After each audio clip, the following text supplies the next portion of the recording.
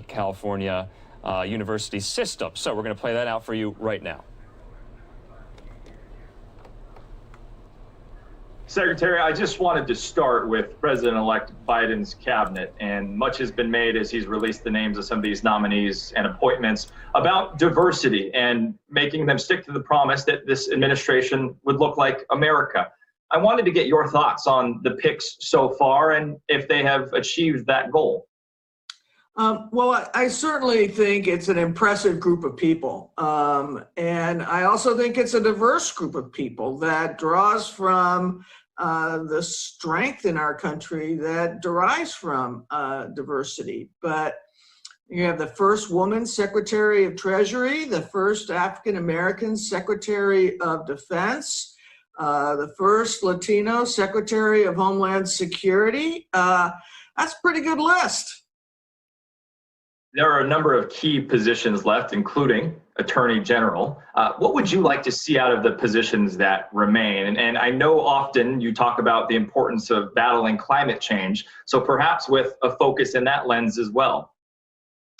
Well, I was delighted that he made former Secretary of State John Kerry his climate czar, really, at least in terms of dealing with the world on climate change, which is an international issue, not just a domestic one.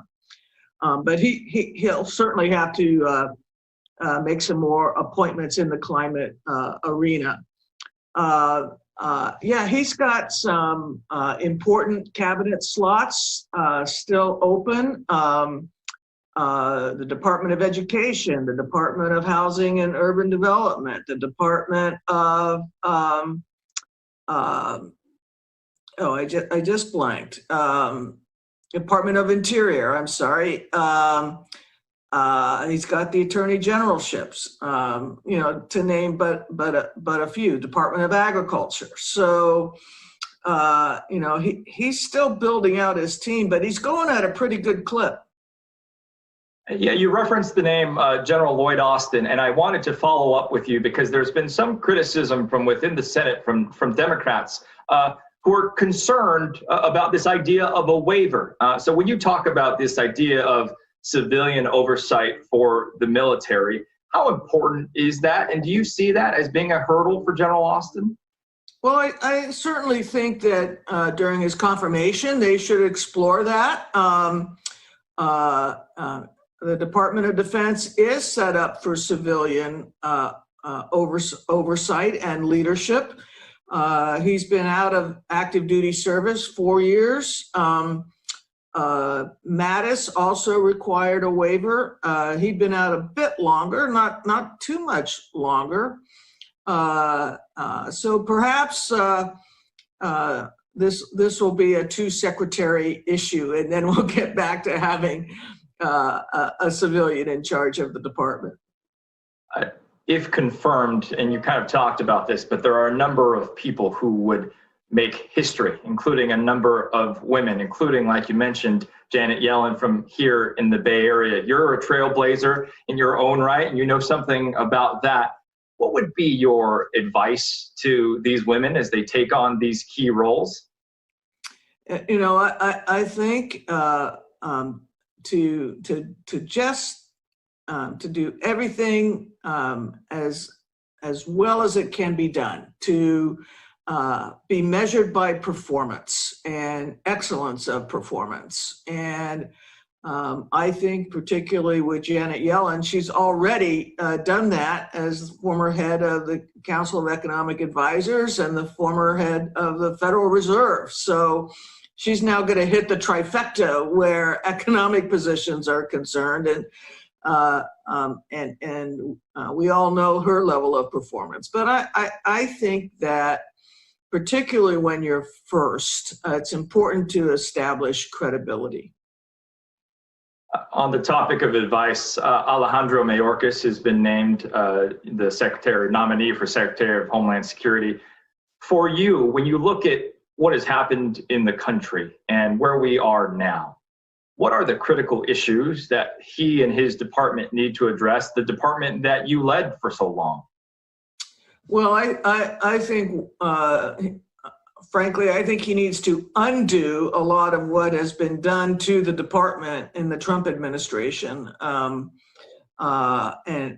they ought to have a list of all of the orders and executive actions and so forth that are inconsistent with President-elect Biden values, and I think are inconsistent with good policy. So he's going to not only do, but undo. He'll need a good leadership team with him. The department is too big and too widespread to have just one person, run the whole thing. He needs you have these huge operational components. CBP is the largest federal law enforcement agency in the government. You've got FEMA. You've got ICE and CIS. So these big operational components, he'll need some help and get some good people in there to have a real DHS team, and then have stability in that team. One of the critiques of the last 4 years is that the Trump administration, I think they're on their 5th or 6th Secretary of Department of Homeland Security, and a lot of the component heads have been actings or interims or persons serving in the capacity of, et cetera, kind of floating in and floating out. And there's been no stability in leadership, and the department really requires that. You talk about doing and undoing. You spearheaded the DACA program under President Obama. And just this week, we're seeing that program reinstated as a result of a Supreme Court ruling. What does that mean to you, knowing the hard work you spent on that, and for the young people that it impacts, the young immigrants in our country? Well, I was delighted this week that the court, it wasn't the Supreme Court, it was a lower court, but said that the department needed to reopen the program to new applicants. It needed to return to having 2-year registrations, not annual registrations. It needed to allow DACA recipients what's called advanced parole, which is the ability to leave the country and come back. That's the way the program was originally designed. That's the way the U.S. Supreme Court, when it ruled in June, I think the correct reading of their opinion is that's where things should stand right now. And I think the actions by the acting secretary to limit DACA are inconsistent with that Supreme Court ruling. I think that's what the court last week found. But really, for DACA, as in so many immigration-related issues, we just need Congress to act and to recognize that our nation's immigration laws are sorely out of date and need a comprehensive redo. I've heard you speak about DACA, and you speak about the need for compassion in the way that these rules and regulations are put forth. And what we have heard from many of President-elect Biden's cabinet members, whatever the topic or area of expertise, has to do with compassion, putting people first, and through a lens of equity. Is that where you think our country needs to be in this moment? Absolutely. I think compassion, equity, excellence, and inclusion. I think those are values that we should have as a country and that we certainly should have in our government. Secretary, as if you have not done enough in your career, you're launching the new Center for the Study of Security in Politics at UC Berkeley. I wanted to perhaps give you a chance to touch on that and talk about why now is so important for our nation to see something like this and to study it.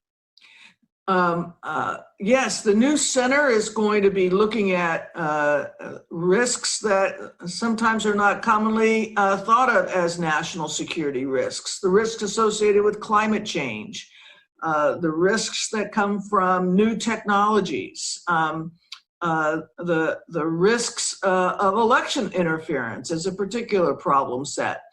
And I'm very fortunate to be at Berkeley, where the breadth and depth of the faculty throughout the campus is simply amazing. And what I am going to do with the new center is bring together that expertise at Berkeley with policymakers, political practitioners, to talk about not only today's problems, but the problems to be, and to see if we can be more proactive in terms of how we deal with our nation's security. Perfect. Secretary, can't thank you enough for taking the time to chat with me today. I know you were very busy. All right, thank you. Go Eagles. Yeah, that's right. Hey, if you ever need green chili, you know where to find me, because my parents ship me the frozen stuff every year. I'll hunt you down. Thank you. All right, that was Fox 2's Greg Lee there, and an interesting conversation with Jenna Napolitano. Yeah, as you know, she was the former Secretary of Homeland Security under President